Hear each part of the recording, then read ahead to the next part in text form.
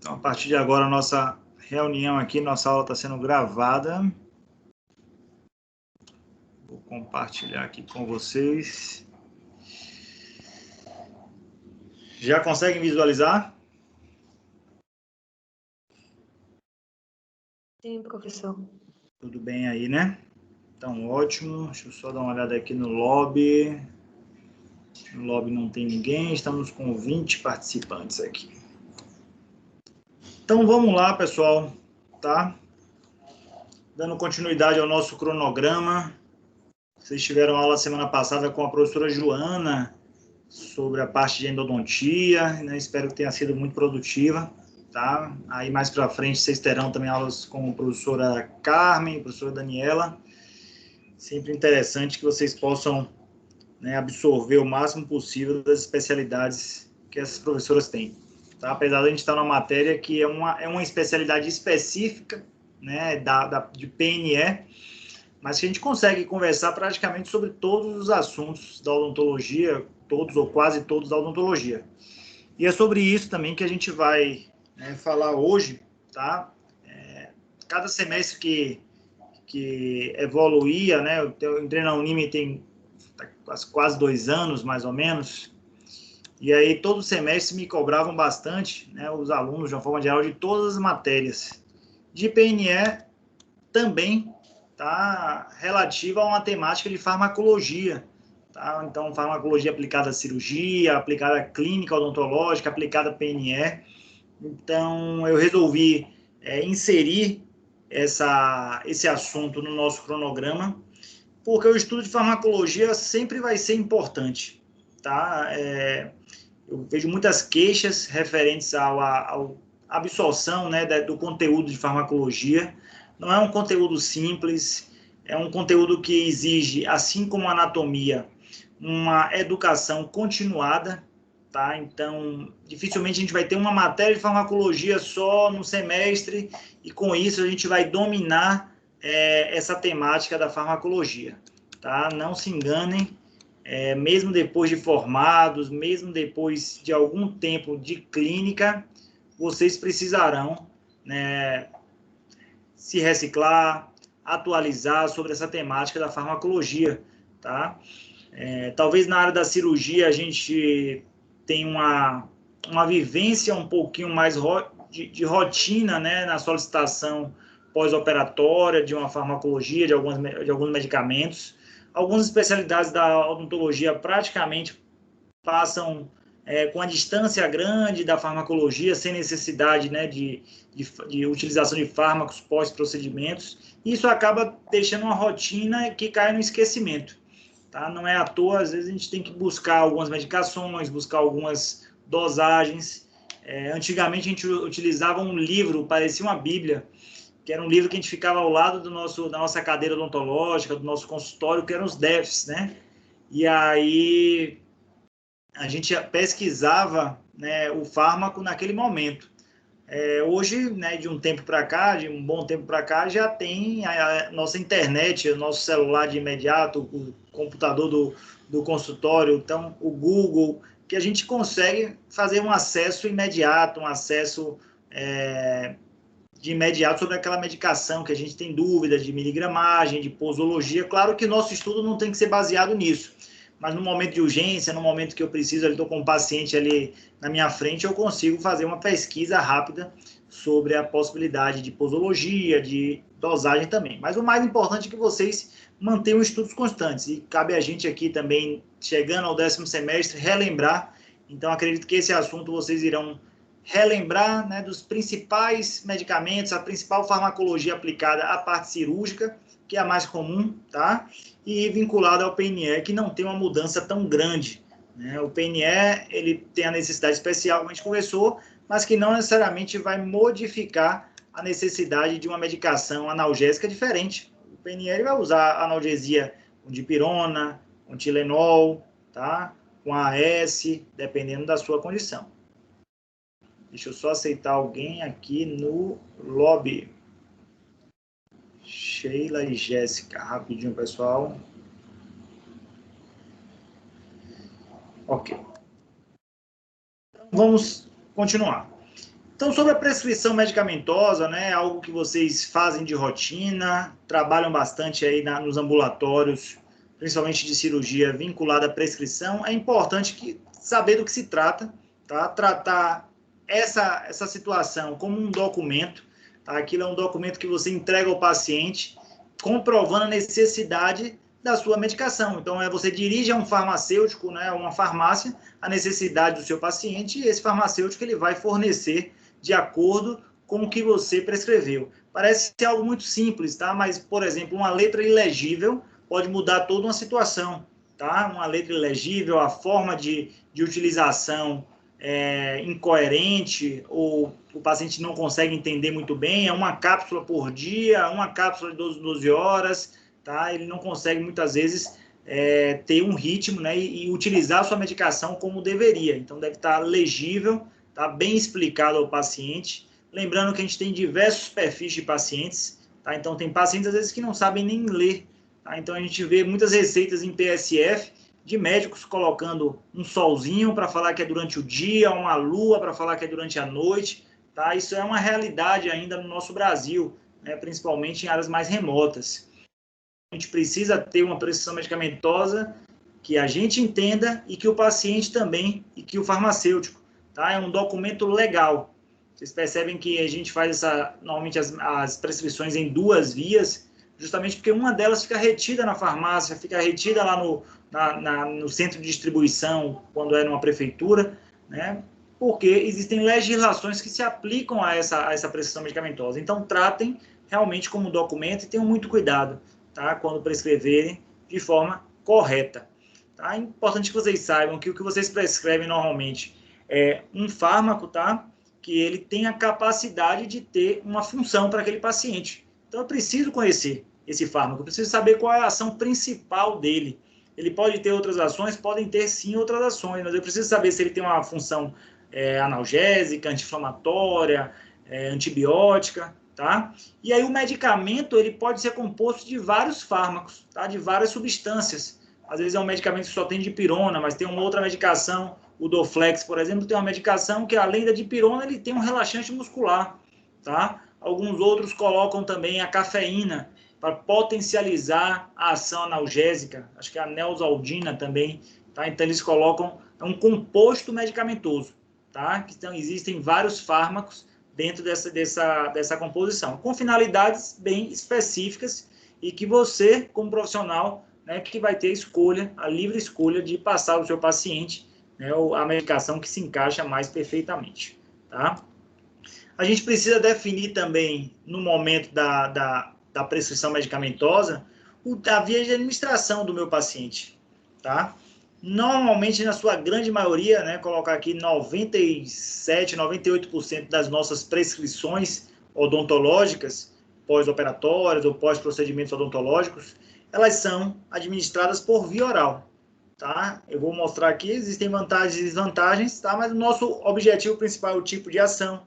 Eu quero que essa droga ela haja de imediato, foi uma situação de emergência com o meu paciente, que eu estou passando, então normalmente essa droga não tem que ser via oral, ela tem que ser às vezes intramuscular, endovenosa, tá? Existem composições farmacêuticas, vocês já devem ter ouvido falar, o Dexa-citaneurin, tá? É uma medicação que às vezes a gente passa para pacientes com nevralgia de trigêmeo, pacientes com parestesias, tá? Pós-operatórias, a gente passa o Dexa-citaneurin. O Dexa-citaneurin, ela só tem a formulação intramuscular, tá? Então, ali é uma limitação da formulação dessa medicação, tá? Então, eu não posso passar ela por via oral, porque não existe a composição dela, o formato dela por via oral. Existe, sim, por via intramuscular. Então, eu quero uma rapidez da ação e a natureza do medicamento, tá? Como eu falei, a fabricação. Existem medicamentos que vão ser em cápsula, existem medicamentos que vão ser em comprimido, tá? E a gente vai ver um pouquinho de cada situação desse tipo. O acesso da administração dessa medicação, existem duas grandes vias, tá? Que é a via enteral, toda a via que passa pelo trato digestivo do nosso paciente, da via bucal à via retal, ela é conhecida como via enteral, tá? Então, ela usa o trato digestivo para absorção do nosso paciente. É a via enteral, que é a via mais comum que a gente utiliza. A via oral está nela. A via parenteral é uma via né, alternativa ao trato digestivo, que normalmente utiliza a musculatura, utiliza as situações venosas e arteriais, tá? Então, as vias venosas e arteriais. Podendo também utilizar uma sublingual, podendo utilizar uma intradérmica, tá? São algumas situações. Você pode utilizar ela com uma injeção, né, a via parenteral, né, que ela é diretamente aplicada na veia, na musculatura, ou pode usar ela por via tópica, tá? Então, a minha pomada que eu passo na pele é por via parenteral tópica, tá? Então, ela não precisa da injeção para absorver. Ela é absorvida pela pele, absorvida pela mucosa, dependendo, tá? Aqui está uma lista grande de vias de administração, tá? As vias enterais, oral, bucal, sublingual e retal, né?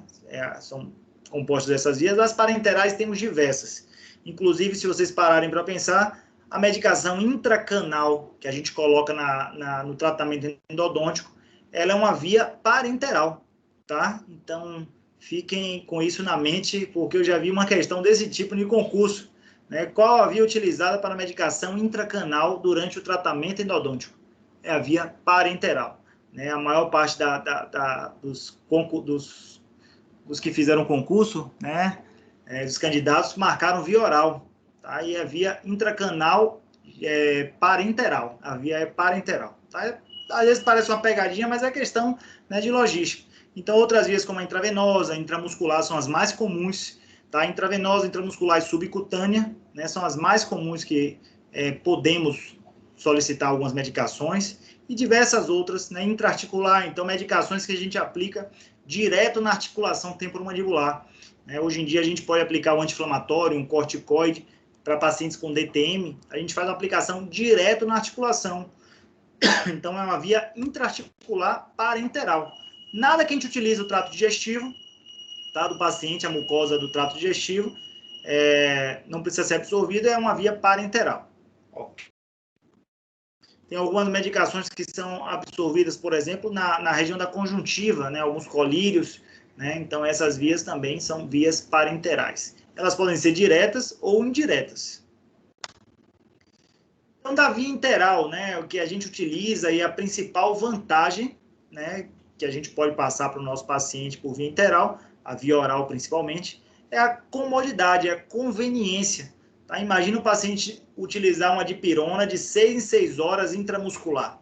De 6 em 6 horas, esse paciente está tomando uma furada de uma injeção. Tá? Então, acaba, né, sendo dolorido, os sítios acabam ficando limitados para aplicar essa medicação. Então, a comodidade de aplicação. O paciente engole o seu comprimido, engole a sua cápsula, tá? E vai tendo, sem dor, normalmente, a sua absorção da medicação. Tá? Uma outra vantagem, essa concentração plasmática ela é gradual. Então, se é um paciente que utilizou uma dipirona agora, essa concentração plasmática da dipirona ela vai com 50 minutos, 40, 50 minutos, começar a ter uma concentração mais adequada. Então, o paciente está com dor aguda, utiliza o comprimido, essa dor não vai passar de imediato. Tá? É importante falar com ele que a partir de 20 minutos, 30 minutos, começa um efeito maior, porque é uma concentração plasmática. O que acontece com a via parenteral já é diferente. Se eu aplico a dipirona na veia do meu paciente, ele praticamente de imediato, com alguns minutos, ele já está sentindo a reversão, né, da dor. Então, isso é uma diferença grande. Mas isso tem vantagens e desvantagens. A principal vantagem aqui da concentração plasmática gradual é o menor risco para efeitos adversos para esse paciente. Tá? Então, se vocês forem fazer um efeito comparativo, né, de reações alérgicas pela via oral e de reações alérgicas pela via intravenosa, tá, ou endovenosa, vocês vão perceber que a via endovenosa tem uma reação alérgica muito mais exacerbada. O efeito colateral, o efeito adverso é muito maior, porque ela já chega em grandes na corrente sanguínea. Já para a minha via oral, os efeitos, né, colaterais e adversos, como uma reação alérgica, ela começa mais lentamente. Então, pequenas placas, tá? Pequenos pruridos na região. Já no paciente por via endovenosa, ele já começa a ter edemas significativos, tá? Muito mais rápido, tá? Então, isso a gente precisa pesar também. O efeito adverso, né? Existe um menor risco para esse paciente, tirando também que é uma droga mais barata. Tá? Então, se a gente for ver uma ampola de dipirona para ser aplicada intramuscular e uma cartela de dipirona para o paciente utilizar por via oral, essa diferença chega a ser 3, 4 vezes maior, tá? Então, a via interal, para a nossa área, ela é muito mais conveniente. Existem algumas desvantagens, sim, né? Com certeza. Deixa eu ver que alguém chegou aqui no lobby. Existem algumas desvantagens, com certeza, relacionadas à via interal, principalmente à via oral, que são alterações dessa medicação na região estomacal e intestinal, principalmente devido ao seu pH. E aí isso é importante vocês, se vocês não lembram, tá? Vocês relembrarem essa situação. Por que uma medicação ela é feita em comprimido e uma outra medicação ela tem um formato de cápsula, tá? Não sei se vocês já pararam para ver sobre isso. E a explicação está nesse tópico aqui, ó, nessa situação de inativação ou alterações das propriedades no tubo digestivo. A medicação em comprimido, ela já começa a ser absorvida a partir do momento que o paciente começa a deglutir essa medicação. Então, ela já é absorvida um pouco no trato esofágico e ela é absorvida principalmente na mucosa gástrica. O pH estomacal não altera a função daquela medicação em comprimido, tá? Mas quando eu quero uma medicação em cápsula, quando ela é feita em cápsula, ela é feita porque ela vai passar por todo esse gás, por todo esse trato esofágico e estomacal e vai começar a ser absorvida na mucosa do intestino delgado. Então, por isso que a gente precisa orientar os nossos pacientes, que alguns pacientes gostam de abrir a cápsula e tirar aquele pozinho de dentro, colocar na água e beber, ou então beber diretamente o pozinho. Quando esse pozinho chega no estômago desse paciente, o pH ácido diminui ou até anula o efeito. A amoxicilina, por exemplo, se vocês forem ver, tá? A amoxicilina de 500 miligramas, principalmente ela é em cápsula, porque o efeito dela diminui se o paciente tiver uma absorção a nível de estômago, tá? Então, isso é importante aos nossos pacientes, tá? Eu já tive vários pacientes que falaram, não, doutor, não consegui engolir aquela cápsula, não. Eu abri ela, tirei aquele pozinho e bebi, tá? Pode ter problemas referentes ao efeito da sua medicação? Pode ter uma diminuição. Isso vai repercutir no seu tratamento? Depende. Não vai repercutir, não repercute de uma forma tão significativa. Mas é importante que o paciente saiba que vocês também saibam. Tá? Existem algumas situações de irritabilidade também, então as gastrites medicamentosas, muitos pacientes não toleram medicações. Eu já tive pacientes em consultório, por exemplo, que o paciente fala, não, doutor, eu quero utilizar aqui de forma intramuscular. Eu prefiro utilizar esse anti-inflamatório, esse analgésico aqui de forma intramuscular, porque minha mucosa aqui gástrica, meu gastroenterologista me falou que eu não posso mais utilizar praticamente nada de comprimido. Ou então ele tem que utilizar uma medicação protetora gástrica, antes, como o omeprazol, como a ranitidina, tá? O pantoprazol. Então, vocês veem isso aí, acontece bastante. Então, é uma desvantagem, né, da irritação mucosa digestiva. As vantagens da via parenteral, tá, são bem lógicas, né, praticamente envolve ação rápida. Então, é uma droga de emergência, eu preciso, uma reação alérgica na qual eu preciso aplicar uma hidrocortisona no meu paciente. Então, eu não vou pegar um comprimido para ele tomar, tá? Porque é uma reação alérgica, às vezes ele não está nem conseguindo engolir. Pode ser um edema de glote. Então, ele precisa ser aplicado diretamente ali intramuscular, endovenosa, tá?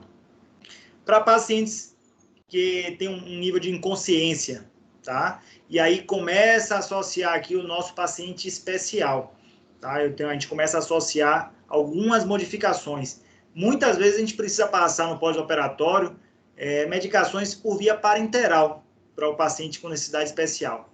Lembrem, por exemplo, de um paciente com déficit mental moderado a severo.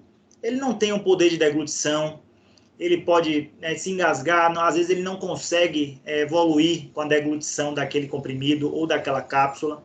Tá? Às vezes a própria família pega e abre a cápsula, coloca no copo, tá? Então a gente faz opções, tá? Principalmente, se for por via interal em pacientes especiais, que essas medicações sejam em solução, gotas, tá? Em forma líquida, é muito mais fácil para o paciente deglutir, então tenham isso em mente.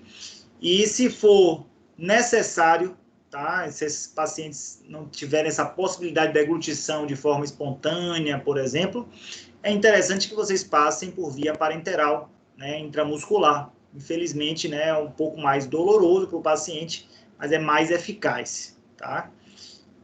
Normalmente, pacientes com distúrbios gastrointestinais também, né, como eu citei anteriormente, isso tem sido mais comum do que a gente imagina. Então, a gastrite medicamentosa, ela é uma realidade hoje, né, para os nossos pacientes. É muita medicação que a gente tem utilizado, né, que as pessoas têm utilizado de uma forma geral. E aí, aquela úlcera, né, aquela ferida na mucosa estomacal, acaba se formando com várias absorções, né, de vários comprimidos, e junto a uma alimentação, às vezes, não balanceada, o paciente pode ter problemas gastrointestinais e optar pela via parenteral. Desvantagens, tá? A questão da imprevisibilidade da ação. Às vezes você tem uma concentração altíssima de dipirona rápido na parte plasmática do paciente e ele descobriu ou teve uma reação alérgica, vai ser muito mais exacerbada, tá?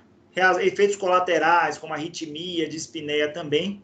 Às vezes, dependendo da aplicação que a gente faça, né, por via intramuscular ou endovenosa, partículas de ar podem ser inseridas nessa região e aí pode ficar dolorido, formar uma situação chamada de flebite, tá?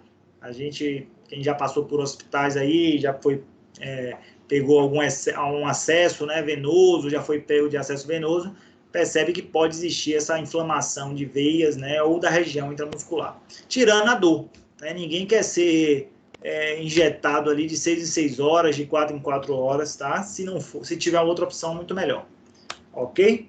E aí é importante, né, dentro desse contexto, como todos os assuntos que vocês provavelmente irão ter durante esse semestre, o exame anamnésico é o que vai guiar a minha medicação, tá? É o que vai guiar se meu paciente é alérgico, não é alérgico. Ah, doutor, não sou alérgico não, mas eu não me dou bem com dipirona, né? O paciente, tem muito paciente que fala isso. Eu não sou alérgico a dipirona, mas eu não me dou bem. Quando eu tomo dipirona eu fico mole, eu fico tonto, tá? Tem gente que até acha que isso é uma alergia, né? Porque a dipirona dá uma hipotensão. É comum que a dipirona venha a dar uma hipotensão, tá? Então, isso não é uma reação alérgica, isso é um efeito adverso. Para alguns pacientes, isso é benéfico, perfeito. Para outros pacientes, não, tá? Para outros pacientes, realmente é um efeito um pouquinho mais chato. Ó a filha chorando, tá vendo? As aulas online. É bom que vocês já sabem aí. A faixa etária do paciente também, né? Eu vou passar essa medicação para um paciente mais idoso. É um paciente, quanto mais idoso o paciente, mais problemas gástricos, por exemplo, ele pode apresentar. Então, a mucosa gástrica desse paciente já não é a mesma mucosa gástrica de um paciente de 15, de 20, de 30 anos, tá? Um paciente de 70, por exemplo. Tá? Ele tem doenças sistêmicas crônicas, tá? Ou agudas. Ele utiliza outras medicações. Então, é meu paciente especial que utiliza drogas benzodiazepínicas, drogas antidepressivas, tá? Eu preciso pesquisar se a droga que eu vou utilizar nesse paciente, tá, no pós-operatório, por exemplo, tem alguma relação, né, algum efeito adverso em conjunto com a droga que ele já utiliza, tá? Para tranquilizar vocês, graças a Deus, as drogas mais comuns utilizadas por nós, os antibióticos, anti-inflamatórios e analgésicos, não tem interações com antihipertensivos, com hipoglicemiantes, com antidepressivos, tá? São mínimas as interações. Então, a gente já consegue ter uma tranquilidade maior, né, para prescrever a esse paciente. Mas sempre é importante puxar o histórico desse paciente, tá? Então, puxar o histórico. Ele utilizou uma medicação que não se deu bem, mas eu não lembro o nome. Isso vai ser muito importante que a gente saiba, tá? Vai ter que puxar dessa memória aí, tentar ver se tem alguma caixa guardada em casa, tá? Para que a gente puxe. A medicação sempre é importante saber, né, quais medicações os nossos pacientes vêm utilizando. E aí, mais uma vez, a gente vai encaixar o nosso paciente naquela classificação do ASA, tá? Um paciente ASA1, ASA2, ASA3, que vão ser os mais comuns. O ASA1 e o ASA2 pode ser que chegue no nosso ambulatório, no nosso consultório, um ASA3. O 4 e o 5, dificilmente a gente vai ter contato, principalmente a nível de consultório, de hospital, tá? Então, a nível de consulta em leito, em UTIs também, a gente pode se deparar com o paciente ASA 4 e ASA 5, ASA 6 mais difícil, tá? Nem tem aqui nesse artigo. Mas esse é um artigo aí de 74 que fez essa classificação, né? Um artigo clássico da classificação do ASA. tá? E aí existem dois grandes termos, a gente não vai se ater a eles, até porque aí é a farmacologia clínica de uma forma geral, tá? Mas dois grandes termos que vocês ouvem falar constantemente, que é a farmacocinética e a farmacodinâmica, tá? São os caminhos, né, diferentes que o fármaco tem no nosso corpo, tá? Então a farmacocinética é todo o caminho que a droga faz, que a substância faz, desde a ingestão, desde a sua via de administração até a sua via de excreção. Então, ela tem a administração por via oral, começa a ter sua absorção no trato esofágico, por exemplo, ou começa a ter sua absorção no trato do intestino delgado, na mucosa do intestino delgado. A partir daí, ela é metabolizada no fígado, tá? E ela é excretada pelos rins. É o mais comum, tá? Esse é o caminho mais comum da farmacocinética, tá? É o caminho, né, que a droga faz no nosso corpo. E a farmacodinâmica, como o próprio nome já fala, tá? É a dinâmica que essa droga vai ter, que essa substância, que esse fármaco vai ter no corpo. Então, é uma dinâmica de analgesia, é uma dinâmica de efeitos protetivos gástricos, é uma dinâmica de um efeito colateral, um efeito adverso, tá? Essa é a farmacodinâmica. A interação que ela tem com as proteínas, tá? Então, é isso, a gente precisa ter essa noção, né, dessas duas temáticas aí, que é a farmacocinética e a farmacodinâmica, tá? São as duas principais, né, os dois principais grandes entendimentos, né, do fármaco no caminho do nosso corpo. E os objetivos medicamentosos, tá, são diversos, né? Vocês irão perceber dentro de uma anamnese qual é o objetivo medicamentoso do seu paciente. Né? Para uma cirurgia, eu tenho um objetivo específico, tá? Por exemplo, como controle da ansiedade. Então, a gente tem utilizado algumas drogas para controle da ansiedade. A gente utiliza drogas para controle de infecções ou para evitar que infecções se instalem.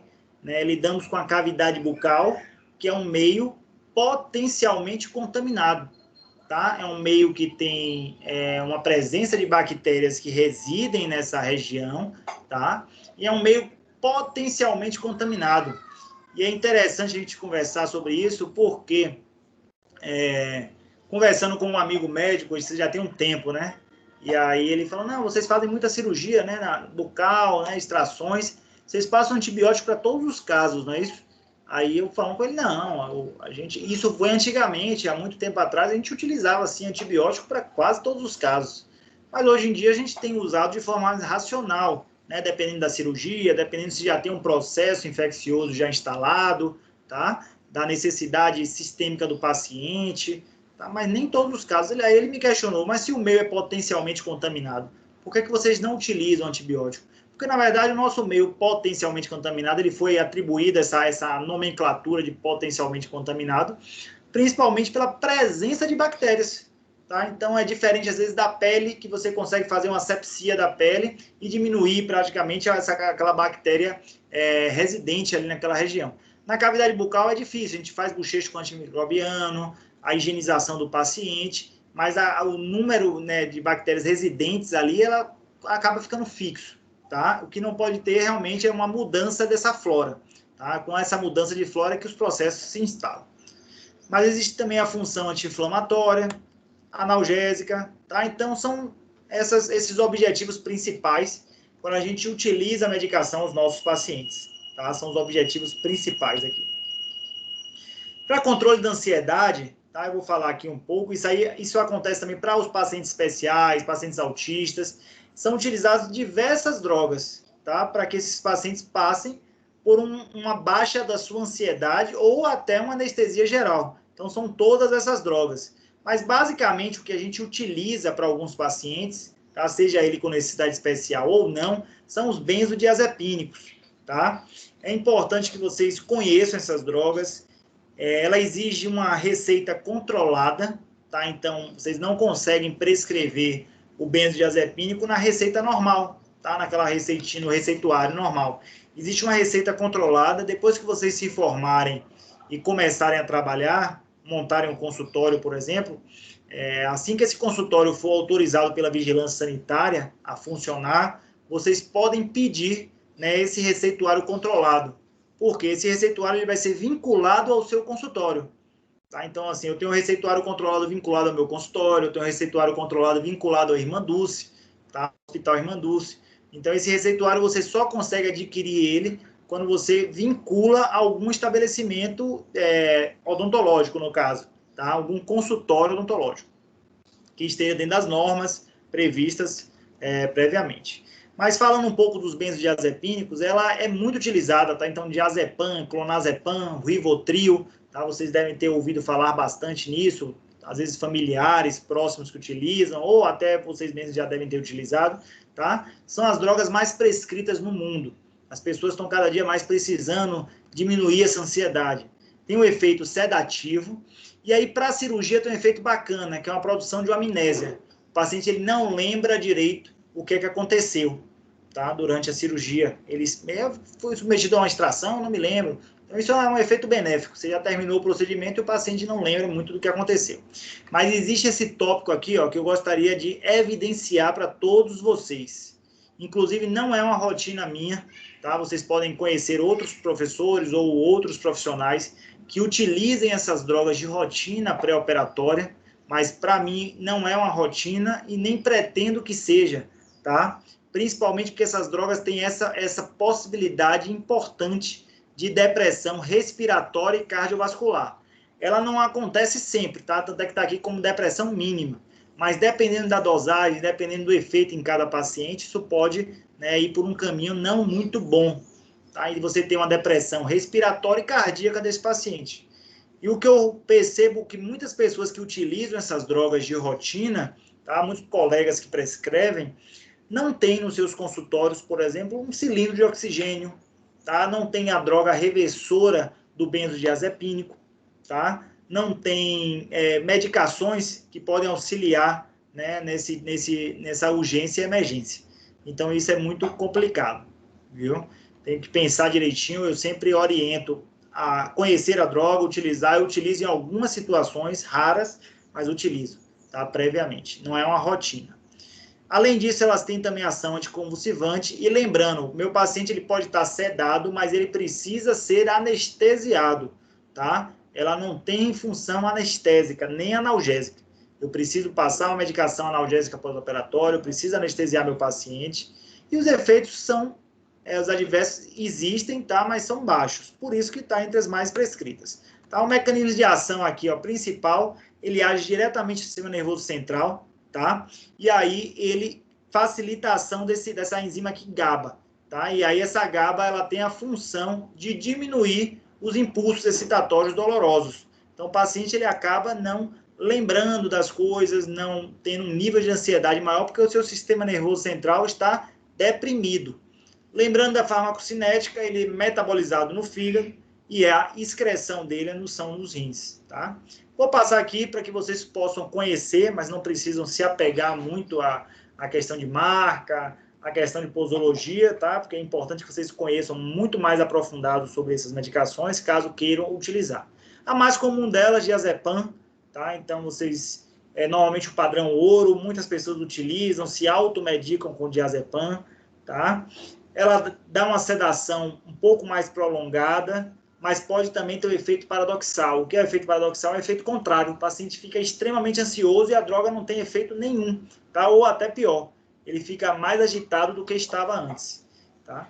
Outras medicações, como o lorazepam, né, utilizado em mais pacientes idosos, tá? O diazepam vocês podem ter em 10 mg via oral, tá? Pode também usar intravenoso ou intramuscular. O lorazepam em pacientes mais idosos, tá? Também causa amnésia, tem menor efeito paradoxal, sua apresentação de 1 a 2 miligramas por via oral. Tá? O que eu gosto mais de utilizar quando eu utilizo esse tipo de droga é o midazolam, tá certo?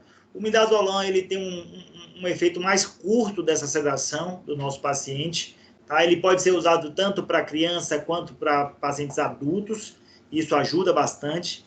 Ele tem um rápido início de ação, o diazepam não tem um início de ação tão rápido, então às vezes a gente dá a droga para o paciente 2 horas antes, 1h30 antes. No midazolam, 30 minutos a 1 hora antes, o paciente já começa com efeito, tá? Porque ele tem um efeito mais rápido. E ele é mais potente que o diazepam, tá? Então eu gosto normalmente de utilizar essa dosagem menor de 7,5 por via oral. Tá? Mas você também tem o de 15 e tem as drogas também parenterais. Aí tem a alprazolam, não é utilizada muito na nossa área, tá? É para outro tipo de intenção, como a síndrome do pânico. E mais recentemente o triazolam, tá? Que é um sublingual, alguns colegas têm utilizado também, e ele tem um efeito similar ao do midazolam, mas você coloca a droga por sublingual. Você deixa o comprimido sublingual. Mas aí é importante, pessoal, que caso vocês decidam utilizar, tá, o benzodiazepínico, o mais prudente é que você tenha um reversor dessa droga. É um paciente que está sedando muito, ele teve um efeito sedativo muito forte, professor.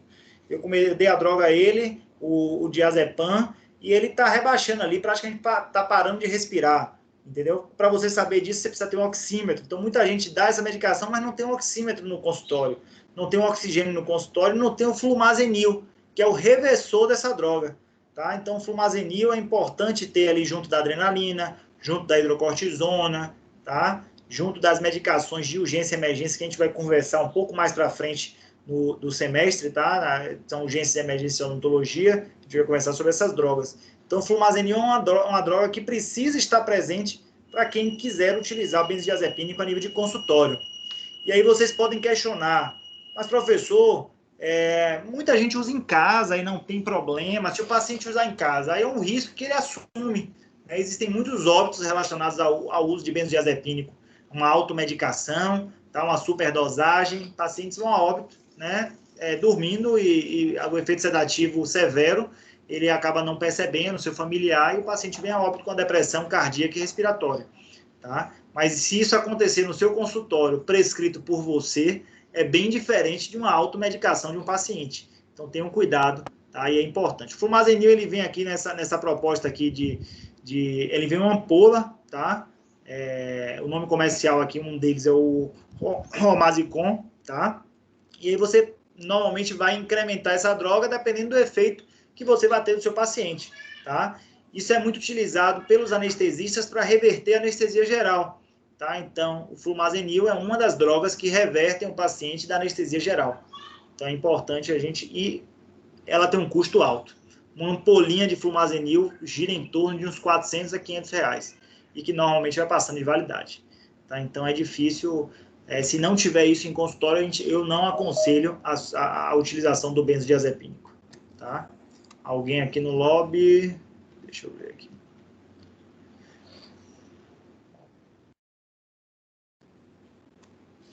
Uma outra possibilidade de controle da ansiedade é o óxido nitroso, tá? É uma proposta, a Unime tem, depois que houve a mudança de lá do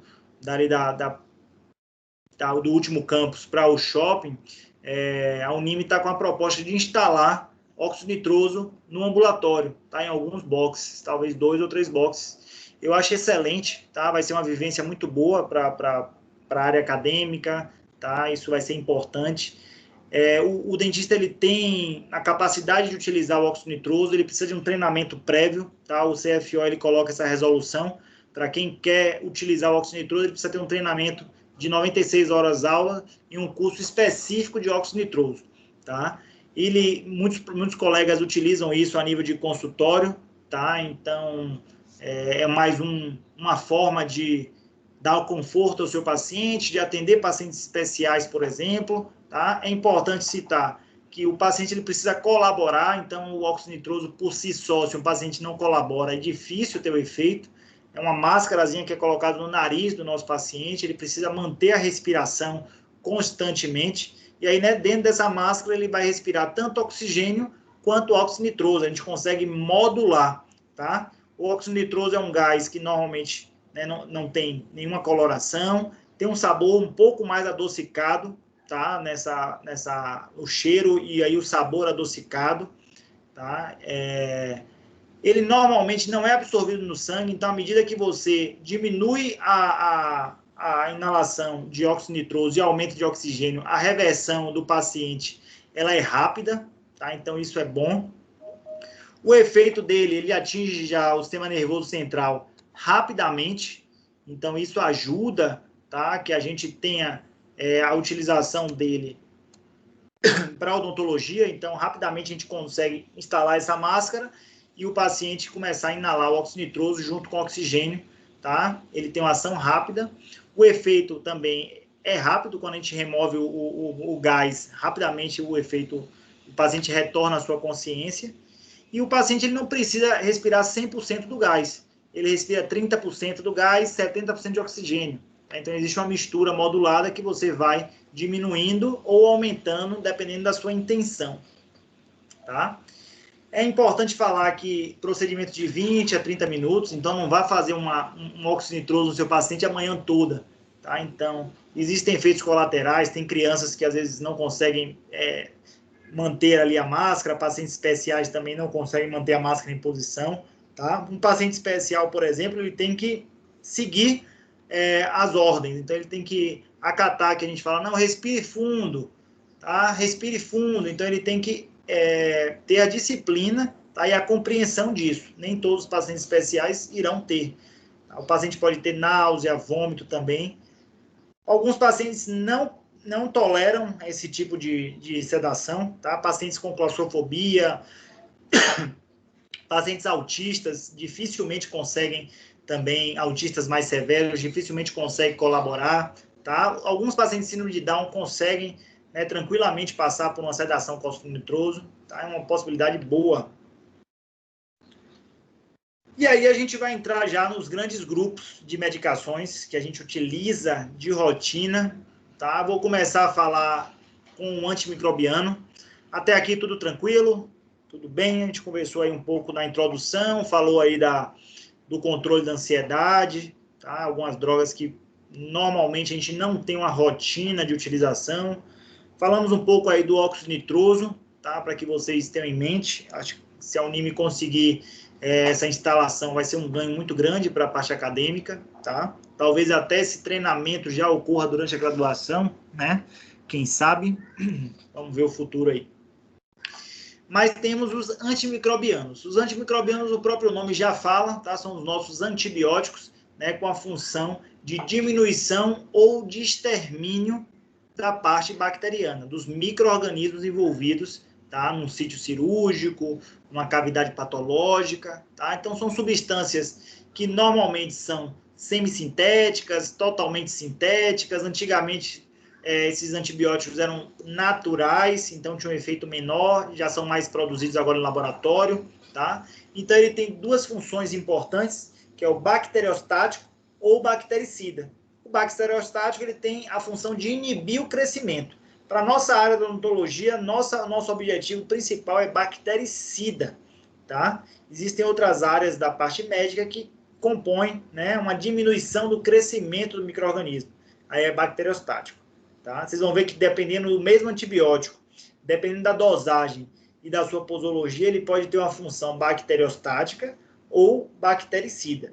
Tá? Isso é importante que vocês tenham em mente. Mas o antibiótico ideal, qual seria para a nossa área principalmente? Seria um antibiótico que tivesse uma ação seletiva, tá? E ao mesmo tempo fosse potente. Seletiva de que forma? Eu quero que ele atue no Staphylococcus aureus, eu quero que ele atue nos Streptococcus, tá? Então, assim, já cada vez mais existe um potencial dessa seletividade, mas o antibiótico ele acaba atingindo mais micro-organismos do que o necessário, tá certo? Mas, ao mesmo tempo, ele tem que ser potente, tá? Ele tem que ter, desculpa aqui, ele tem que ter um amplo espectro bacteriano. Então, a cavidade bucal é composta de várias bactérias. Então, tem que ser um antibiótico que pegue várias bactérias, tá? Que tenha a função bactericida para vários micro-organismos, tá? Ele tem que ter uma ação antibacteriana, por exemplo, na presença de pus, na presença de saliva, na presença de um exsudato do suco gengival, tá? Então, esse seria um antibiótico ideal. A gente sabe que tem antibiótico que não tem uma ação tão boa na presença de pus. Você precisa mudar o antibiótico ou associar um outro antibiótico. E, ao mesmo tempo, ele tem que ter tudo isso e não interferir na defesa do organismo. A gente está dizendo que ele tem que ser seletivo, porque a microbiota residente no nosso organismo, ele tem que manter, tá? E isso, às vezes, não acontece, Tá? Então, o uso indiscriminado do antibiótico, por exemplo, como a penicilina, levou a defesa do nosso organismo a diminuir de uma forma consideravelmente. Ou o inverso, que os micro-organismos criassem uma resistência muito grande a essa droga, tá? Por ter sido a primeira, talvez. Ao mesmo tempo, não deve produzir sensibilização alérgica, tá? Não provocar uma resistência, né, dos micro-organismos, como alguns já vêm provocando, e ter tudo isso e ser barato, tá? A gente sabe que, infelizmente, essa não é uma realidade, né, para todos os antibióticos. Esse é o ideal. A gente vai falar aqui dos que são mais utilizados, que se encaixam a essa realidade. E o mais comum deles, que é importante que vocês saibam, são as penicilinas. Tá? A nossa famosa amoxicilina é um tipo de penicilina. Tá? Então, a gente tem diversas dosagens da amoxicilina, tá? Mas a principal delas é em formato de cápsula de 500 miligramas. Existe aqui, eu também não coloquei, em formato de cápsula de 875 miligramas. E aí tem a suspensão. E a mais comum é essa daqui, é de 250 miligramas por 5 ml. Tá? O mais comum que a gente utiliza a amoxicilina é de 8 em 8 horas. Tá? E aí a quantidade de dias vai depender da necessidade do seu procedimento. Você pode utilizar por 3, por 5, por 7, por 15, por 30 dias. Tá? Não está errado utilizar antibiótico por 30 dias. No caso de uma osteomielite, por exemplo, eu preciso de antibiótico contínuo. Tá? Mas o mais comum é que a gente utilize entre 5 e 7 dias no pós-operatório de cirurgias bucais. Tá? De 8 em 8 horas, pelo tempo que a gente precisa. Né? Se for em suspensão, aí eu vou fazer um cálculo do quilo, tá? De miligramagem por quilo. Tá? Por exemplo, num paciente de 25 quilos, de 20 quilos, tá? Aí eu vou dar de 25 a 50 miligramas por quilo dia em 3 vezes, tá? Durante 3 vezes durante o dia. Tá? Aqui, por exemplo, eu tenho nessa suspensão, a cada 5 ml da minha medicação, eu levo 250 miligramas. Se é um paciente especial que tem um peso normal de um paciente adulto, e eu quero passar em suspensão as 500 miligramas, eu teria que passar para esse paciente 10 ml de 8 em 8 horas pelo tempo que eu quero. Tá? Porque 10 ml vai levar 500 miligramas. É o meu objetivo. Tá? Então, o mais comum, a amoxicilina, tá? Que vocês vão passar de rotina, vão cansar de tanto passar a amoxicilina. Dizem que é a droga mais utilizada pela odontologia, o antibiótico mais utilizado, eu acredito que sim, tá? Apesar de ter outros antibióticos começando realmente a adentrar e ter uma utilização mais comum. Outras drogas vinculadas à penicilina, né? A famosa penicilina G cristalina, tem a penicilina G bezantina, que é a benzetacil, tá?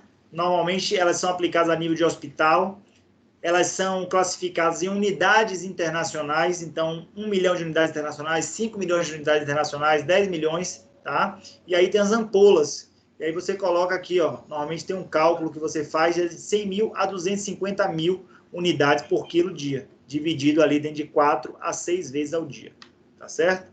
A penicilina G cristalina, dificilmente a gente solicita, antigamente a gente passava de rotina até para infecções odontogênicas a benzetacil, isso já diminuiu bastante. A gente já tem a amoxicilina, por exemplo, com clavulanato, né, que eu vou falar um pouco mais para frente, de forma endovenosa, tá? Então isso dá uma maior eficácia das unidades de infecções odontogênicas. Ainda podemos utilizar, sim, a penicilina G cristalina, tá? Em hospitais para infecções mais severas, como celulites, angina de Ludwig, a gente pode utilizar, sim, tá?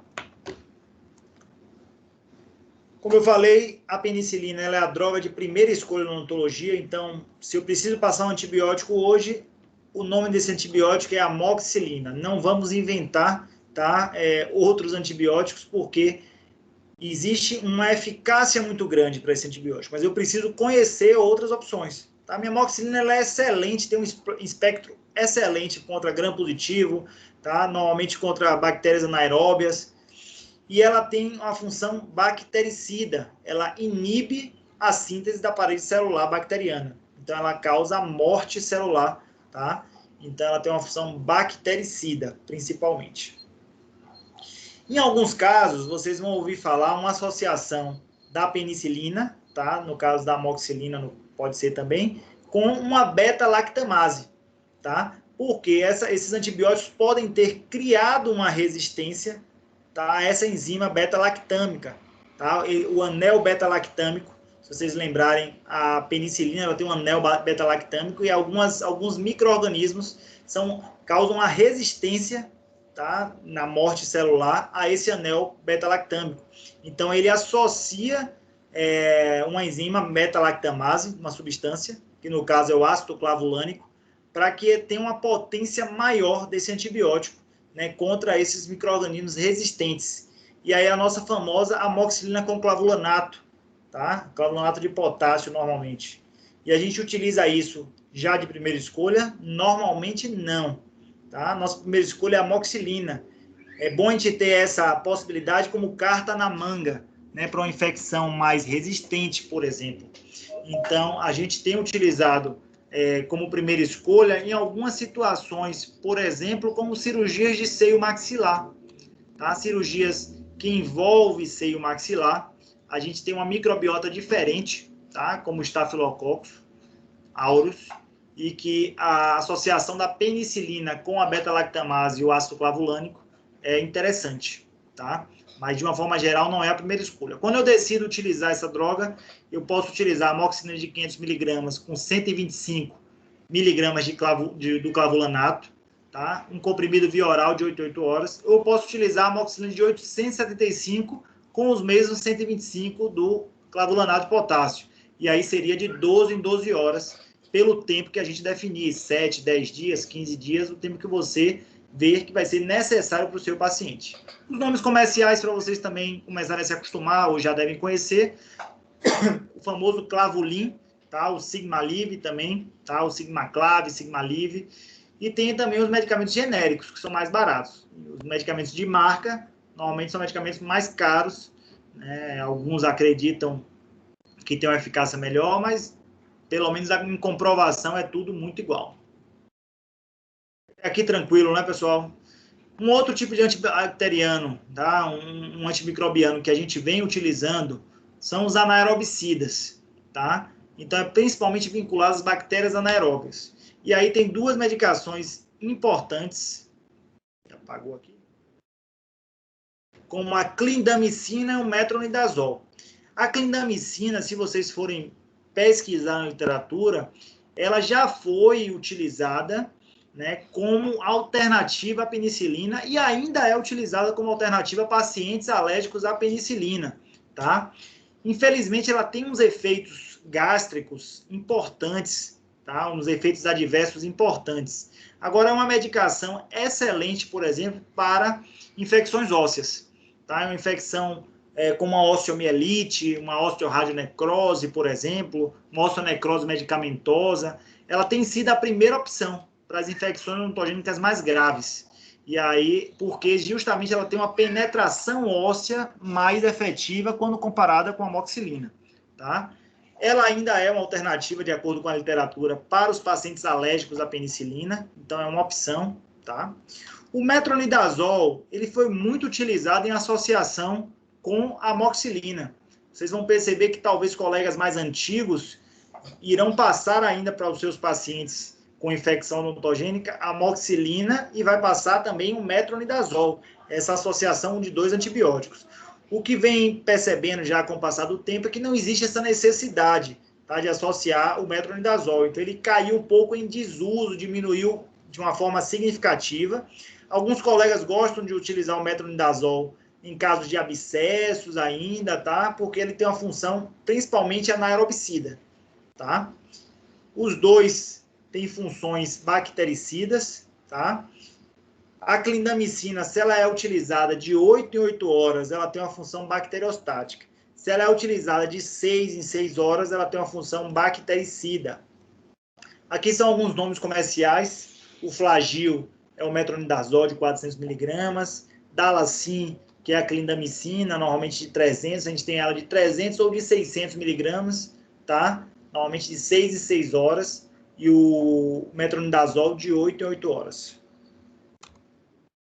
Outro grupo também de antibióticos que vocês devem conhecer são os macrolídeos, tá? Então, a gente já falou das penicilinas, dos anaerobicidas e agora dos macrolídeos. Tá? A azitromicina, por exemplo, é um macrolídeo, a eritromicina é um macrolídeo.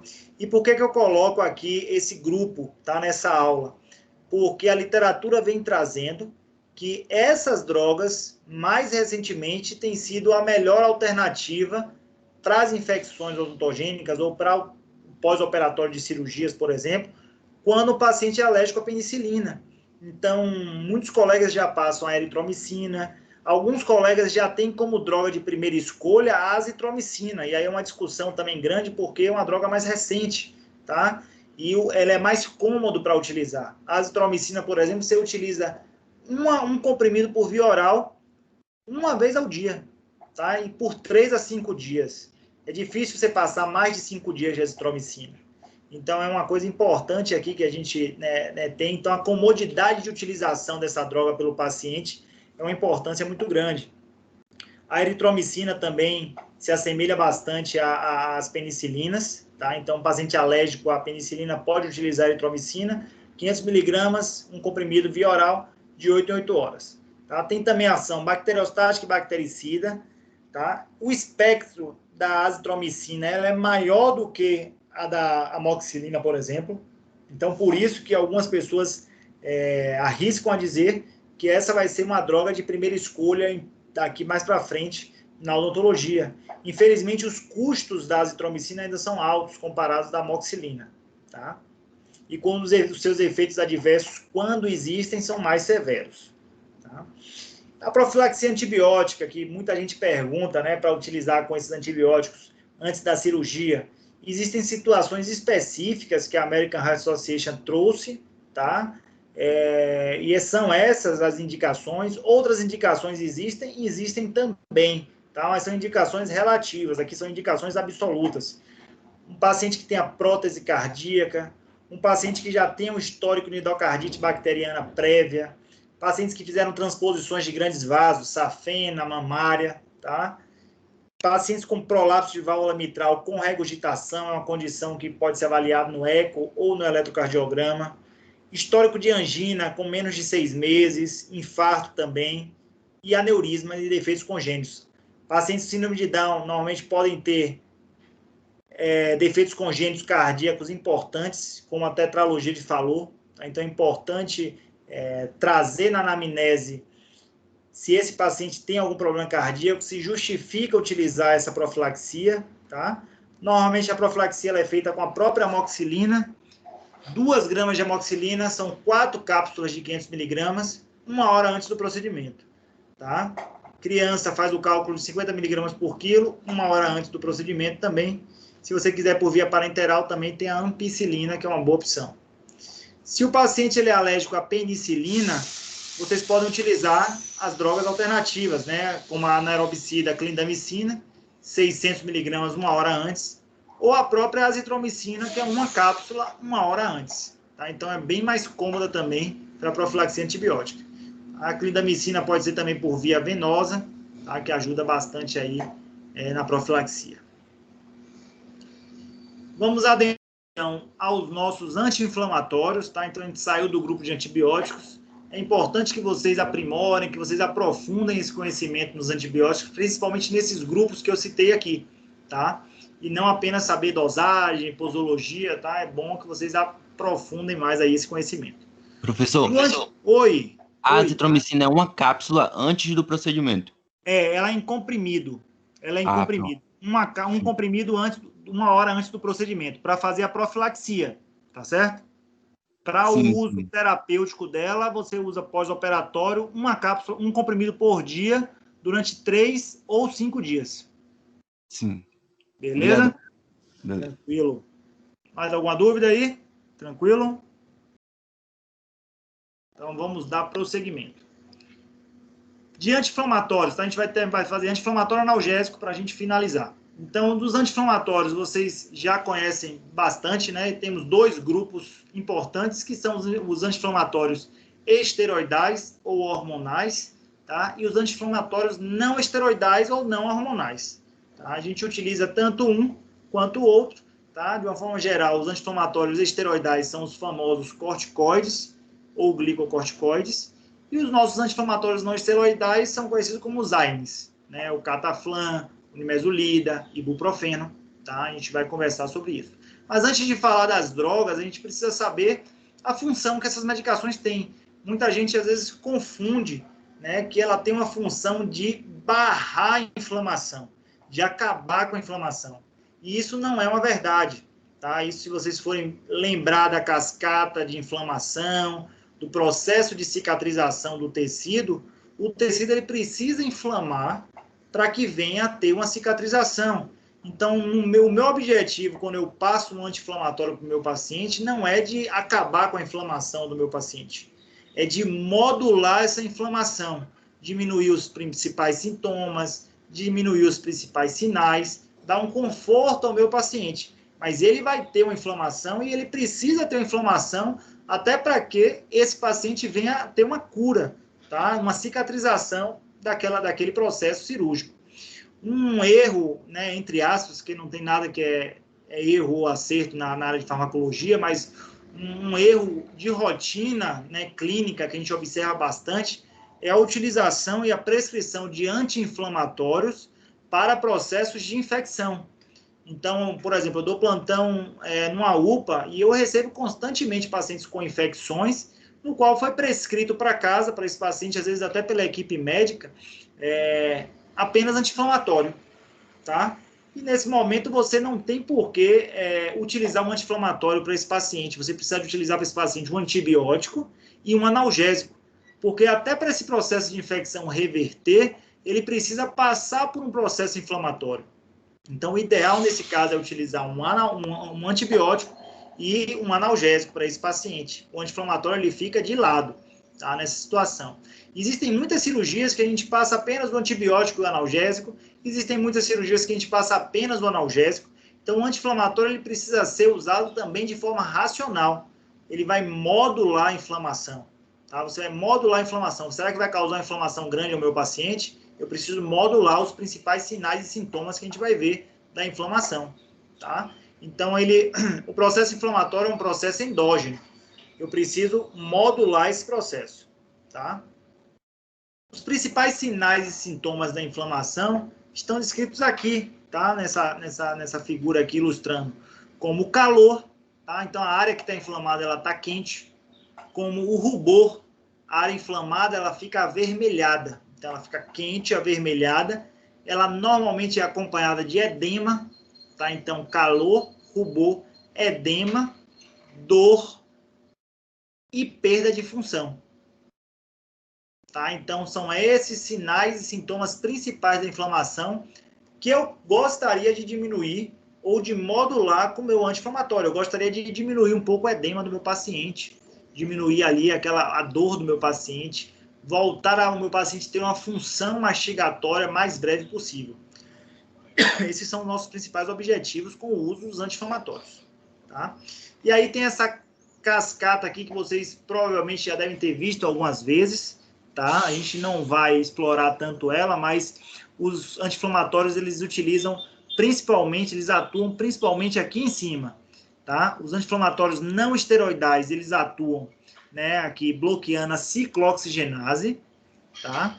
E os anti-inflamatórios esteroidais, eles atuam principalmente bloqueando as fosfolipases. E a partir daí toda a cascata, né, de leucotrieno, prostaglandina, prostaciclina, tromboxano, que são causadores endógenos da inflamação, né, do processo inflamatório, que causa vasodilatação, que causa uma maior perfusão de líquido, tá? Que leva a dor, a perda de função, são causados justamente por esses componentes, tromboxano, prostaciclina, lipoxiclina, leucotrienos, tá? Então, isso é barrado já desde aqui de cima, tá? Com a ciclooxigenase e a fosfolipase. Os anti-inflamatórios não esteroidais, tá, que a gente utiliza de rotina, que são os AINES, ele tem normalmente como composição um ácido orgânico fraco, tá? E ele vai modular o processo inflamatório. É importante citar que ele também tem ação analgésica. Então, às vezes eu estou passando um analgésico para o meu paciente, um anti-inflamatório para o meu paciente, e não tenho necessidade, por exemplo, de passar um analgésico. Um nimesulida, dependendo da dor que esse paciente vai ter no pós-operatório, vai ser suficiente, tá, de ação anti-inflamatória e de ação analgésica. Por que eu estou falando isso para vocês? Cada vez mais a gente vem buscando o uso racional da medicação. Tá? Então, aquele excesso de medicações utilizadas antigamente, ela diminuiu de forma considerável. Então, se hoje eu posso passar menos ao meu paciente, tá? Menos medicação, é excelente. Menos é mais para esse caso também. Né? Eu sei que está na moda esse menos é mais aí. Menos é mais para a medicação também. Então, eu tenho menos efeitos colaterais, eu tenho menos irritação gástrica, tá? Menos potenciais efeitos adversos para esses pacientes. Então, de uma forma geral, os anti-inflamatórios não esteroidais, ele tem 3 grupos, tá? Que depende da inibição da ciclooxigenase, tá? Se ele inibe, por exemplo, a ciclooxigenase 1 e 2 de forma não seletiva, você tem um grupo mais antigo de anti-inflamatório, que é o ácido acetilsalicílico, diclofenaco, tá? Ibuprofeno, piroxicam. E aí, essas medicações foram sendo observadas que essas eram as que causavam mais efeitos gástricos aos nossos pacientes. Tá? Os anti-inflamatórios, de uma forma geral, se vocês forem observar, são os maiores causadores da gastrite medicamentosa. Então, muitas vezes você vai conversar com um gastroenterologista, ele vai falar, não, esse paciente está com uma gastrite medicamentosa grande, evite utilizar para ele anti-inflamatórios, tá? Pelo menos anti-inflamatórios. Isso tem se tornado uma rotina, principalmente pelo efeito de drogas antigas anti-inflamatórias, né? Como o cataflam, por exemplo, são os efeitos gástricos maiores. Quando ela começa a ter uma inibição mais seletiva, principalmente da COX-2, que é a que causa a inflamação, a COX-1, por exemplo, ela está presente na mucosa gástrica. Então, ela ataca a mucosa gástrica. Então, quando você faz uma inibição seletiva aqui, por exemplo, 2, que já é o nimesulida, o meloxicam, você já tem um efeito gástrico muito menor, tá? Você já tem um efeito gástrico muito menor. E mais recentemente, existiam alguns grupos de drogas anti-inflamatórias, infelizmente essas drogas são caras, que são os inibidores exclusivamente seletivos da COX-2. Para essas drogas anti-inflamatórias, o efeito gástrico é praticamente nulo. Tá? Então você tem o etoricoxib, lumiracoxib, mas infelizmente com drogas com um valor muito caro. Tá? O mais comum é que a gente vai utilizar as não... Oi. Professor, desculpa te interromper. Em relação aos anti-inflamatórios, eu vi, na verdade, tem uma prima minha que ela os terceiros molares dela estão nascendo, os 2 de uma vez só. Perfeito. E ela foi na dentista e ela me falou que a dentista passou para ela bezetacil. E eu nunca tinha visto o dentista prescrever bezetacil para a inflamação no nascimento do terceiro molar. Normalmente eu sempre vejo nimesulida e um analgésico, né, que seria o paracetamol e se continuar a dor. É normal prescrever bezetacil? Provavelmente, foi o que a gente estava conversando da droga antibiótica, né? Então, aí é a penicilina G cristalina. A benzetacil na verdade, a penicilina G bezantina, que é a benzetacil. Ela já foi muito utilizada para infecções odontogênicas. Talvez o colega tenha percebido alguma infecção vinculada à erupção dos terceiros molares, como a pericoronarite, por exemplo. Tá? O mais comum para esse caso é que utilize algum antibiótico como amoxicilina, tá? Uma azitromicina, para barrar esse efeito antibiótico. A benzetacil ela tem tido um desuso da odontologia. Alguns colegas ainda utilizam, mas tem sido um desuso grande justamente porque o efeito dela é principalmente maior com 15 dias. Tá? Então, a gente não quer um efeito maior com 15 dias, a gente quer um efeito imediato maior. E ela é mais vinculada às infecções de orofaringe.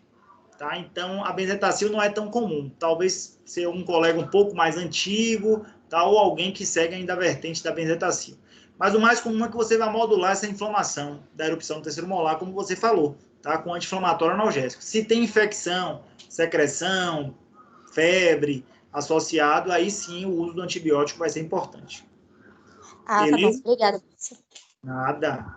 Tranquilo. O pessoal tá fazendo muita zoada um carro que tá aqui fora? Só para eu saber. O cara tá vendendo banana.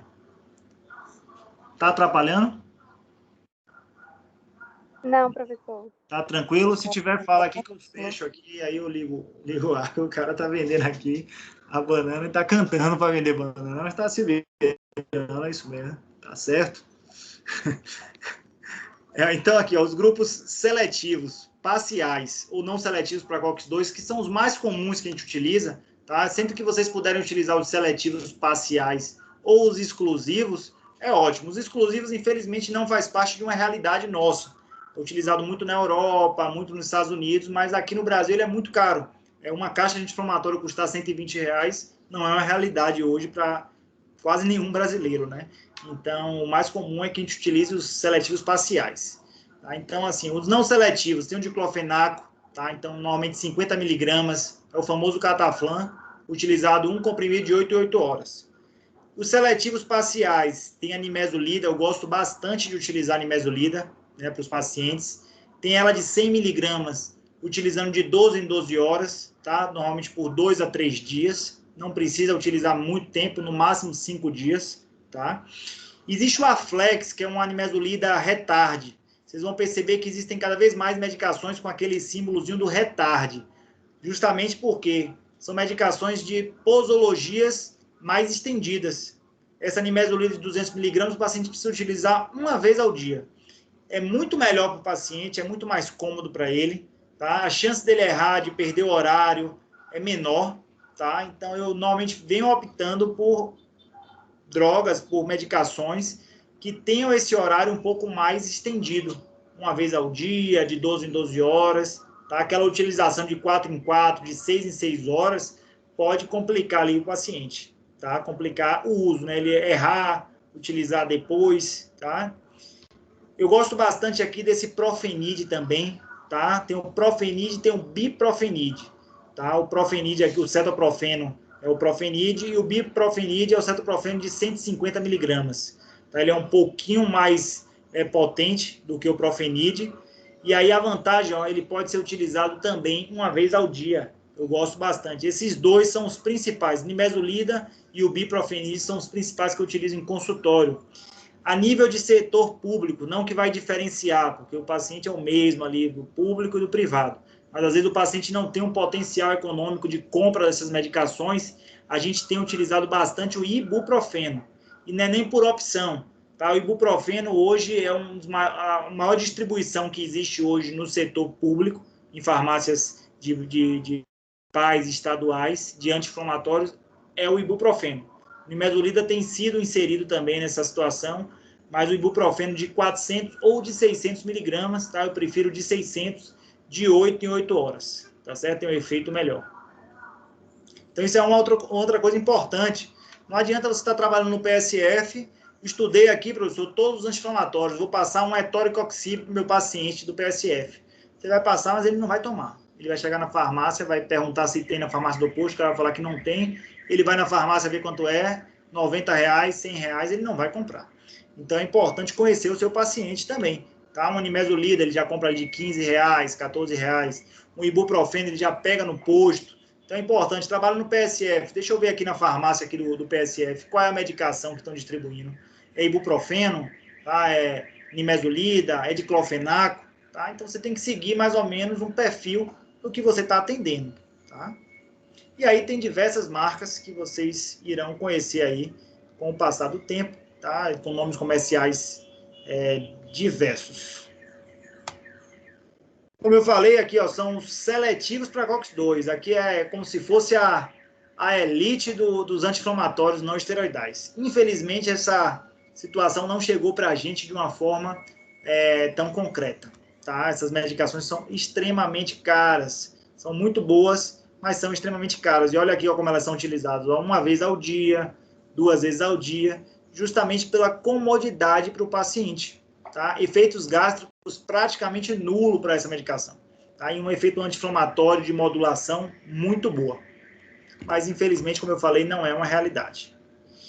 Passando para o outro grupo de anti-inflamatórios, os esteroidais, os hormonais, os nossos conhecidos corticoides ou glicocorticoides. Tá? Importante a gente entender aqui uma coisa.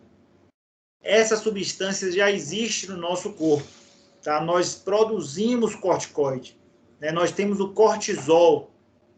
E esse cortisol ele é modulado de acordo. Quando a gente acorda, os níveis de cortisol estão elevados. Com o passar do dia, os níveis de cortisol vão diminuindo. Né? Durante a noite, a gente repõe esse nível de cortisol. Então, um paciente que tem insônia, que não tem um sono muito bom, os níveis de cortisol dele podem estar diminuídos. Tá? Então, a gente tem um nível de cortisol já constante no nosso corpo. O que a gente vai fazer com o anti-inflamatório esteroidal é aumentar esses níveis, né, pela necessidade anti-inflamatória. Então, a gente já tem esse hormônio no nosso corpo, o cortisol. Por isso que é importante também que a gente entenda que o corticoide ele é a droga de escolha para os pacientes alérgicos. Então, meu paciente é alérgico aos AINES, professor, ele é alérgico a ibuprofeno, cataflona, vai ser o corticoide. E aí eu já ouvi alguns pacientes falarem, né, não, mas eu tenho alergia também a corticoide. Aí vai ter que ser pesquisado. Por quê? Ele provavelmente ele não tem alergia ao corticoide, porque ele já tem um cortisol no próprio corpo, senão ele teria alergia ao próprio hormônio que ele produz.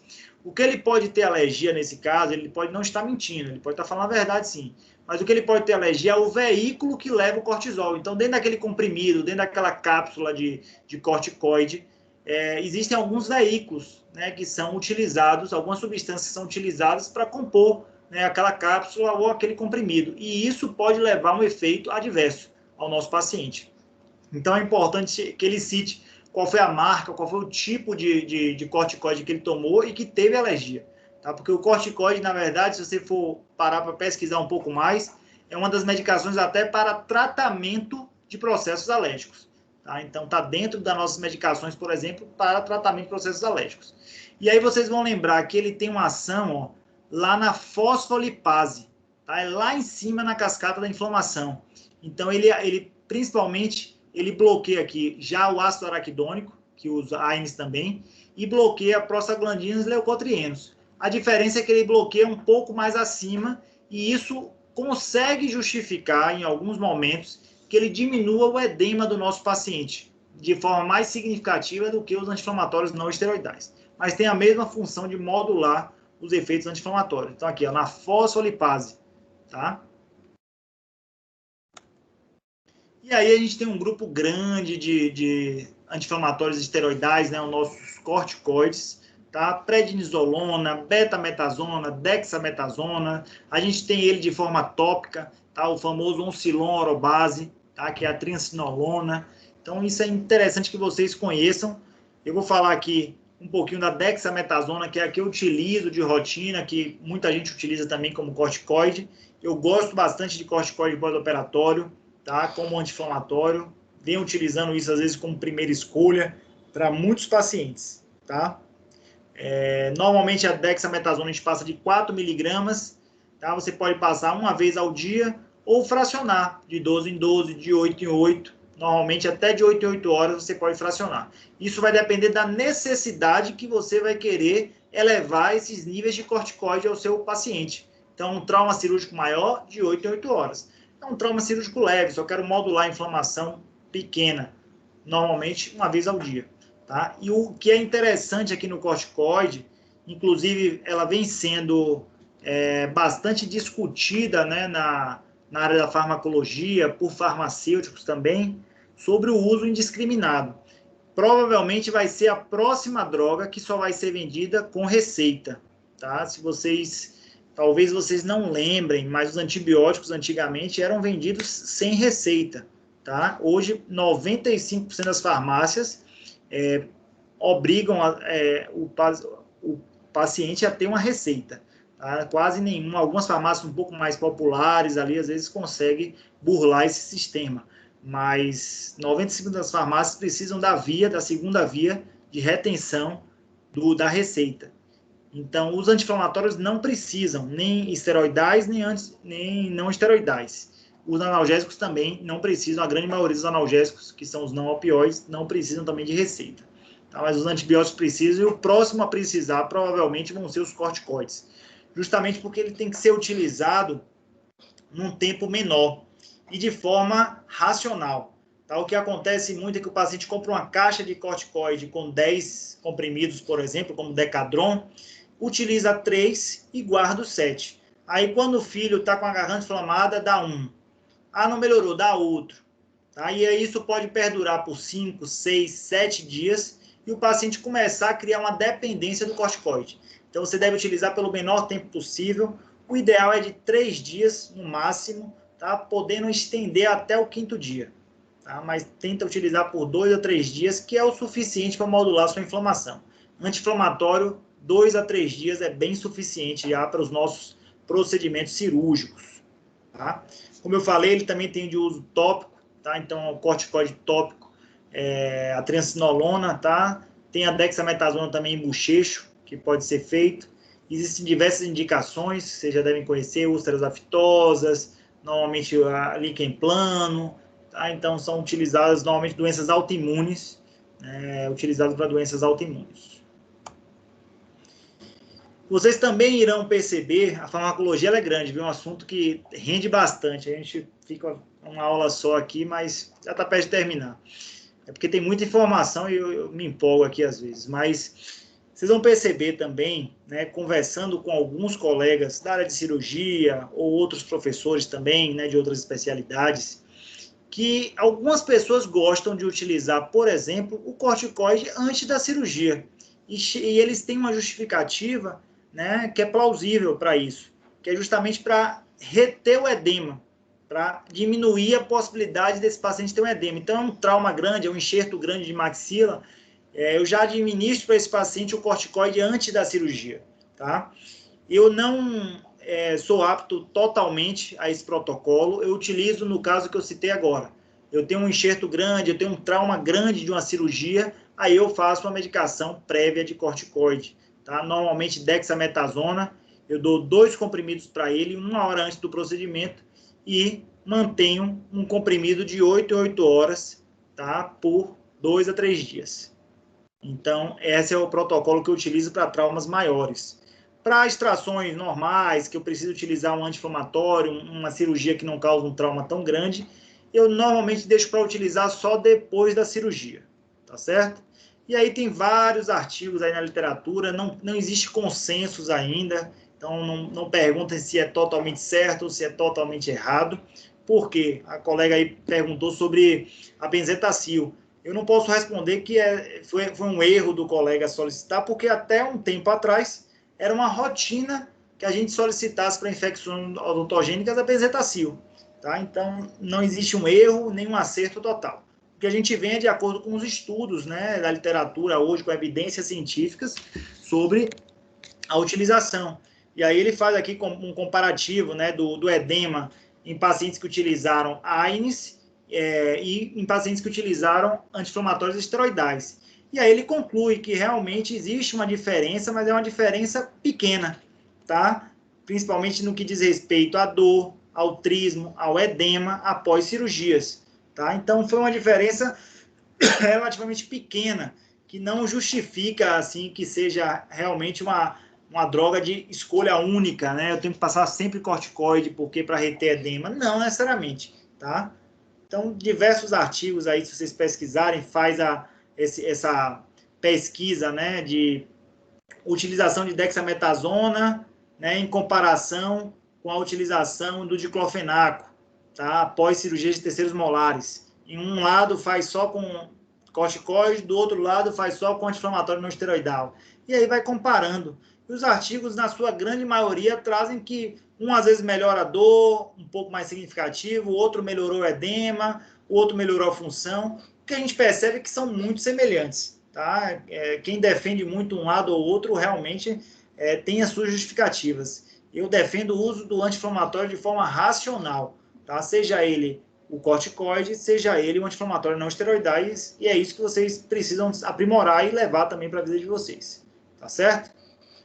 Vamos passar para o último grupo agora, que são os analgésicos. Estamos ainda no horário aqui, 2h35, daqui a pouco a gente já termina, tá? Então, os analgésicos, o próprio nome já fala, tá? Assim como os anti-inflamatórios e os antimicrobianos, a função de aliviar a dor, de diminuir a dor, tá? De cessar a dor. Esse sim a gente tem a função completa, tá? O anti-inflamatório a gente quer modular a inflamação. O analgésico a gente quer barrar a dor ou acabar com a dor. Tá? A dor, ela é um sinal, tá? Desculpa, ela é um sintoma, tá? Que o paciente tem e que indica alguma coisa. Tá? Então, a dor espontânea, uma dor pós-operatória, era previsível, tá? Ela pode ser uma dor mais superficial, ela pode ser uma dor mais crônica, mais profunda, e a partir disso eu vou começando a guiar. Se eu preciso utilizar um analgésico mais forte, se eu preciso utilizar um analgésico mais fraco, uma concentração mais forte, no intervalo de tempo menor, no intervalo de tempo maior, tudo isso eu posso, né, jogar, né, dentro do meu planejamento de utilização de analgésicos. Então, existem os pequenos analgésicos, tá, que são os mais conhecidos, como dipirona, paracetamol, tá, o AS. Ele tem ação normalmente periférica. Normalmente dores leves a moderadas, que a grande maioria das nossas dores pós-operatórias são leves a moderadas, e além disso ainda possui propriedades antitérmicas. Tá? Então, para febre, por exemplo, o paciente pode usar dipirona ou paracetamol. E existem os grandes analgésicos, são analgésicos de ação central. E aí entra o grupo dos analgésicos opioides, que atingem o sistema nervoso central, como, por exemplo, a codeína, o tramal, a morfina.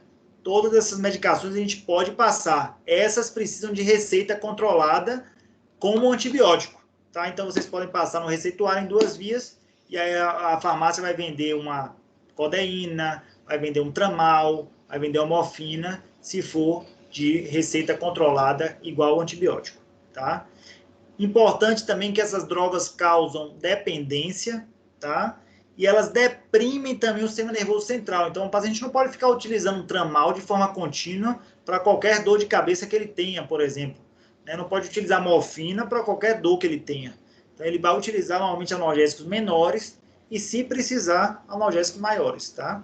Então, os 2 grandes grupos são os não opioides, que são os pequenos analgésicos, e os opioides, que são os analgésicos de ação central. Tá? Os analgésicos não opioides, né, normalmente ele atua também na ciclooxigenase 1 e 2, mas em menor intensidade do que os AINES.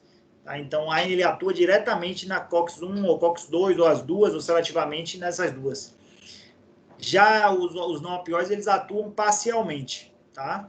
Tem pouca ação anti-inflamatória. Então, minha dipirona, meu paracetamol, tem alguma ação anti-inflamatória? Tem, pequena. Tá? Então, mas normalmente não é suficiente.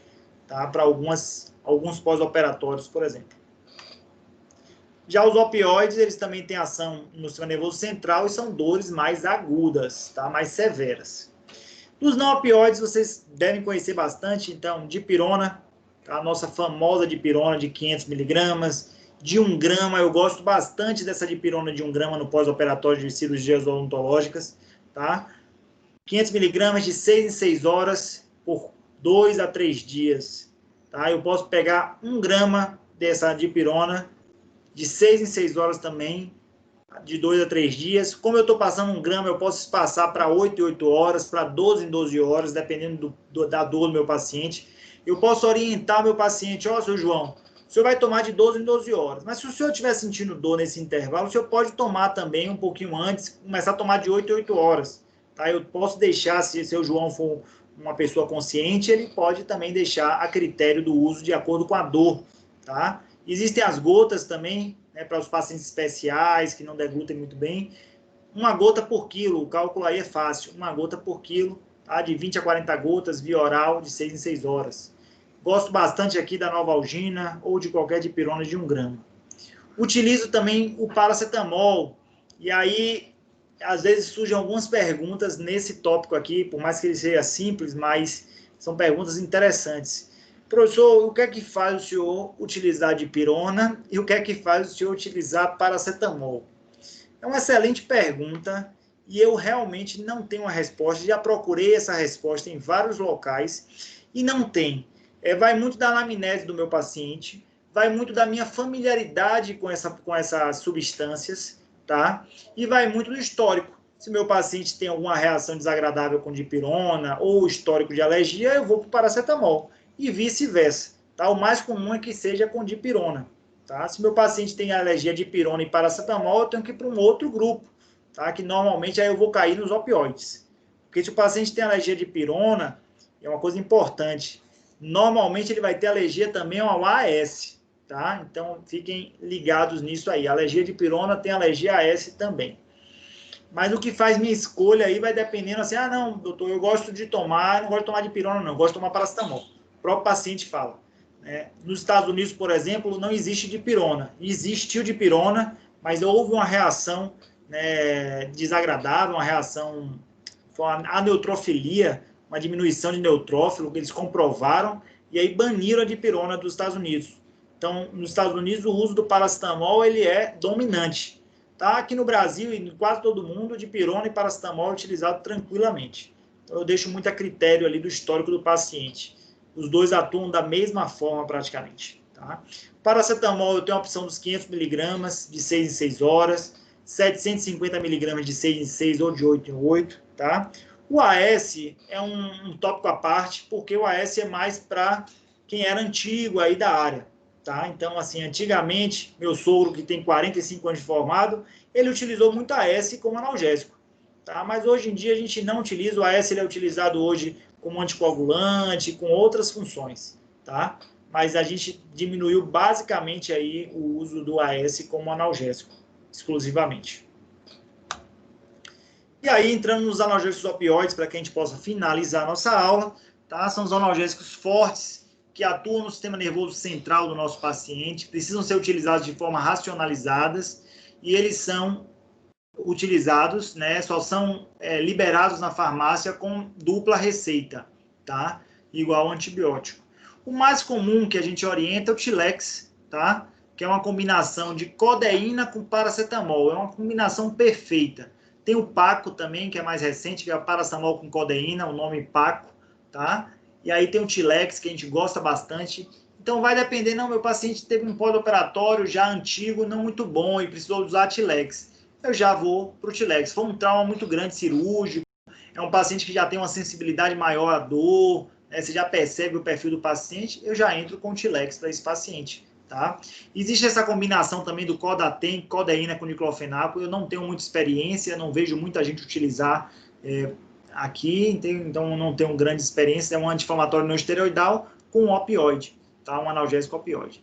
E nosso Tramal, também uma medicação muito boa, tá? Utilizada para dores fortes, dores agudas, pacientes alérgicos aos analgésicos não opioides. Minha esposa, por exemplo, é alérgica a todos os analgésicos não opioides e a todos os anti-inflamatórios não esteroidais. E aí a gente precisei tirar os sisos dela, eu precisei entrar com corticoide, tá? E precisei entrar com analgésicos opioides. Ou até eu coloco normalmente essa questão na prova, eu já falei para vocês. Mas agora eu vou ter que mudar essa questão, viu? Mas imaginem também que eu falo demais às vezes na aula, viu? Eu tenho que aprender a falar menos. Eu costumo falar que pacientes alérgicos a analgésicos opioides e os analgésicos aos analgésicos não opioides e os anti-inflamatórios não esteroidais precisam utilizar esses grupos, né, dos corticoides e dos opioides. Tá? O professor tem alergia aos opioides também? Tem, é menos comum, mas tem pacientes que podem apresentar alergias aos analgésicos opioides. Tá? Eu gosto bastante do Tramal, principalmente para utilização a nível de hospital, pós-operatório de ortognática, pós-operatório de grandes patologias. Tá? Eu utilizo o Tramal para os meus pacientes. Para pós de cirurgias de terceiros molares, normalmente o Tilex ele é bem suficiente. O Tramal ele é mais potente do que o Tilex. Tá? Então ele causa sonolência. Você tem ele de 50 mg, de 8 em 8, de 100, de 12 em 12. Tá? O nome comercial é Tramadol. A gente tem acima do Tramal, a gente tem a morfina. Não é de uso contínuo na odontologia, não é de uso rotineiro, tá? Normalmente a nível de hospital, são pacientes oncológicos que utilizam com dores agudas, tá? E aí a morfina tem uma capacidade de depressão cardíaca e respiratória grande, então não é de uso rotineiro. A gente pode passar a morfina, mas a gente não deve passar de uso rotineiro. Nós devemos nos limitar aqui, principalmente a nível de consultório, ao Tramal, tá certo? E aí são vários artigos que existem, né, comparando opioide com não opioide, comparando um opioide com um anti-inflamatório não esteroidal. E nenhum desses artigos, tá, justamente porque nenhum desses artigos conseguem traçar de forma definitiva uma conclusão. Sempre um é melhor de um pouco de um lado, do outro, o outro trabalho já mostra o inverso. Tá? O que a gente percebe é que existem essas funções, né, que foram relatadas aqui na aula.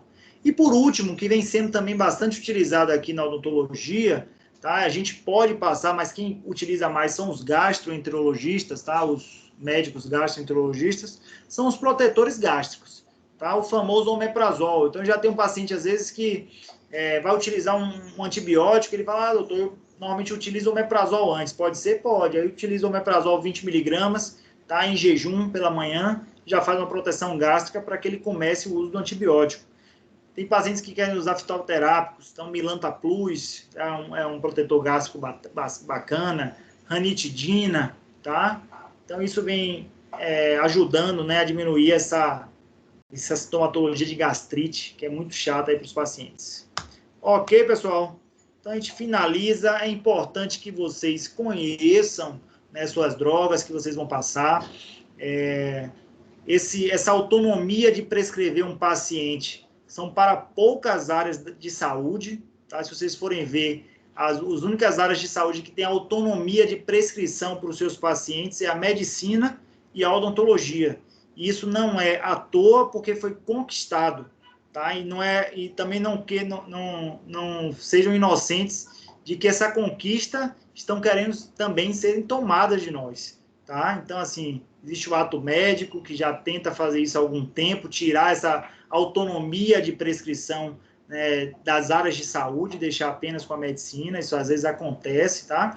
Mas a odontologia sempre se mostrou muito forte e muito competente na farmacologia, e a gente precisa sempre manter isso aí, tá? Nossa autonomia, nossa capacidade de prescrição. Utilizamos poucas drogas, tá? Então a gente precisa dominar as drogas que a gente utiliza. Aí isso requer um estudo contínuo, tá? Uma educação continuada nessa área, que é isso que vocês precisam fazer. Sempre planejar, que você vai ter um resultado bem bacana. Ok, pessoal? Meu e-mail, não sei se vocês têm, se precisaram de algum contato. Esse é um e-mail pessoal, tem um e-mail institucional também, que talvez vocês já tenham contato também, que é da Croton. E a gente se vê hoje ainda, para alguns aí, em hospitalar às 4h30. Beleza? Urgência, acho que é a professora Mônica hoje. Ficou alguma dúvida? Algum questionamento? Tudo tranquilo? Tudo sim, Pro. Beleza, Fernanda. Então tá, pessoal. Então, estão liberados. Vou terminar aqui a gravação. Parar a gravação.